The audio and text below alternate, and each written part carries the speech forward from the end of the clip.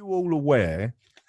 Are you all aware of the United Nations and Agenda 21, Agenda 30?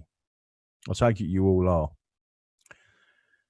When you void or repeal, you need to void it because it's so bad. The Acts of Union of 1706, 1707. What you do then is remove the power of the British Parliament, right? So the Brother of Nations would still be there in effect with individual nations. But this is what happens, people, to the European treaties, because they weren't signed by an English Parliament, Scottish Parliament, or any other Parliament. So this is what happens to all of them treaties, right? That's a fact. Now I'm going to show you what happens to the UK Parliament's ratification of the United Nations, Agenda 21, Agenda 30, once we pull away. And again, the British Parliament no longer exists because it was what ratified the United Nations and those agendas. So I'm just going to show you what happens to those treaties and what happens to our membership of the United Nations.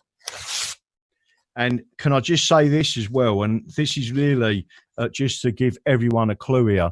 The International Criminal Court set up in The Hague, that again was ratified by the British Parliament, not the English, Scots, Welsh or the Irish Parliament. So I'd just like to say to you, this is what happens to us, reference the International Criminal Court. So therefore, what you're actually left with is England as a sovereign nation again. England being able to protect its borders, its oceans, its people, and England and the people of England, again, referring back to the Bill of Rights. We, as the sovereign people, will then go back to the actual settlement. The actual settlement of 1701 clearly stated that liberty and freedom and the laws of England were an Englishman's birthright. That's what it stated.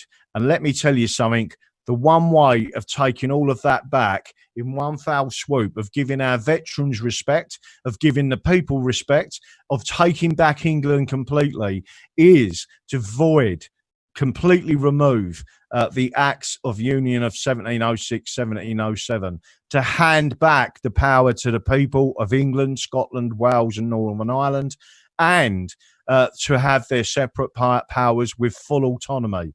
What that means is England, yes, would have the fifth largest economy in the world, but it means England would have no inhibitions about rebuilding our coal industry, our steel industry, our aerospace industry. We will work with the United States of America because we have a very close relationship. England with the United States of America.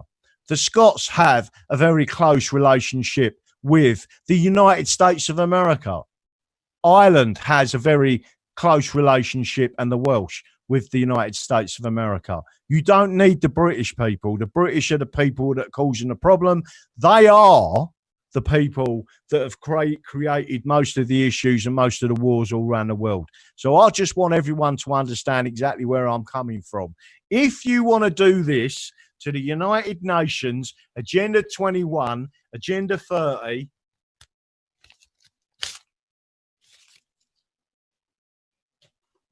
in the bin, we're ready to go, right?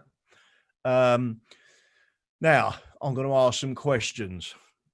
Was that clear to everyone that from the veterans' point of view, removing the power of the British Parliament and reverting back to an English Parliament, a Scottish Parliament, a Welsh Parliament, an Irish Parliament, from their point of view, from the veterans' point of view, we are still a brotherhood of nations.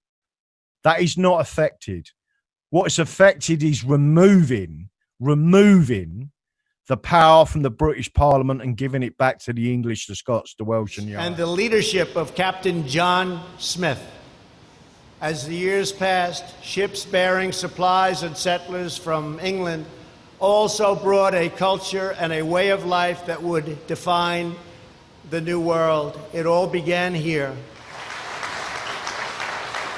And when Patrick Henry rose to speak his famous words at St. John's Church in Richmond, "Give me liberty or give me death," he spoke in defense of a tradition that began more than 150 years before at Jamestown, right here.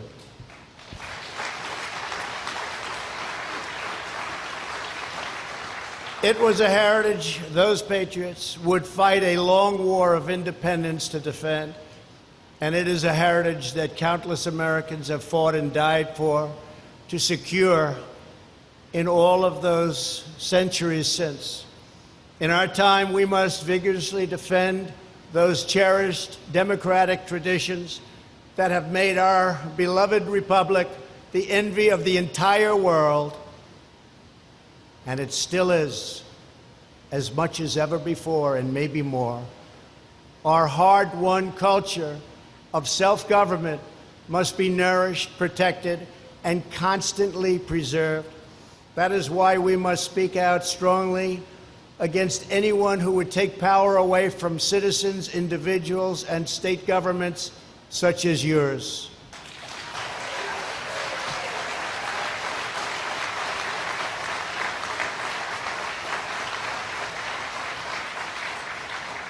In America, the people will forever rule, the people will forever reign, and the people will forever be sovereign. But which alliance will be more important, with the EU or with Britain? We have been with, I guess it would start off by saying England, right? You know, I asked Boris, where's England? What's happening with England? They don't use it too much anymore. We talked about it. It was very interesting.